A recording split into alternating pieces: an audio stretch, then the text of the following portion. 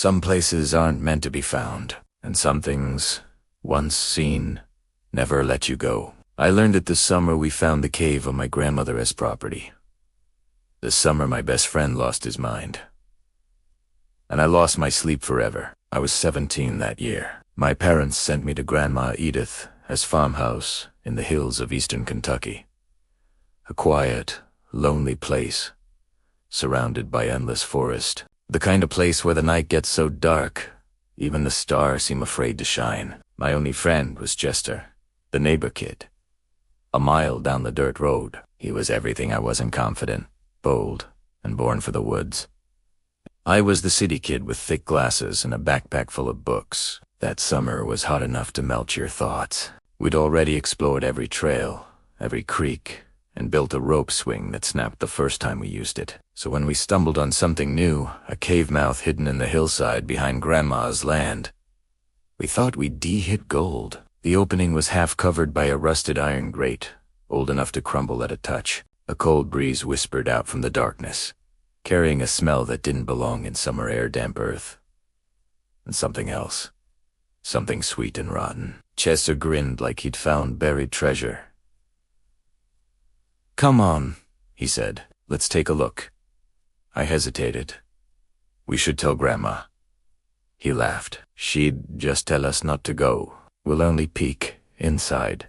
But when Chester's light fell across the stone walls, curiosity drowned out caution. The cave sloped down gently, its walls smooth like they'd been carved by running water. Our voices echoed in strange, broken ways, like something deep inside was mocking us. We came back the next morning with flashlights, rope, and glow sticks. It felt like an adventure, until we noticed what wasn't there.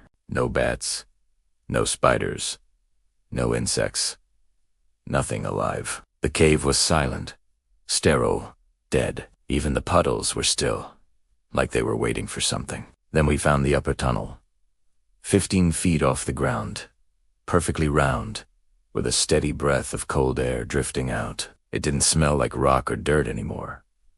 It smelled old. We brought a ladder the next day and climbed in. That tunnel led us into a cavern so huge our lights couldn't find the ceiling.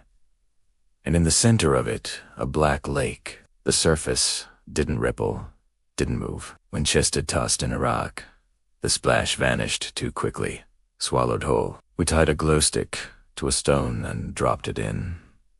The light sank deeper and deeper, and then disappeared completely. That's when I wanted to leave. Chester didn't. He came back the next day with an inflatable raft. Against my better judgment, I went with him. When the raft touched that lake, it didn't feel like water. It felt heavier, like it was alive. We paddled toward the far shore, but no matter how long we rowed, it never got closer. The air grew thick, our lights dimmed, and then we saw its shapes on the far side pillars. An altar, something carved from the same black stone as the lake itself. Chester whispered, "There's something moving over there." Then the water began to glow from below. A pale blue light, fainted fierce, then brighter, pulsing like a heartbeat. The surface trembled, and a sound rose from beneath us, deep enough to shake my ribs. And then I saw it. An eye. Enormous. Open.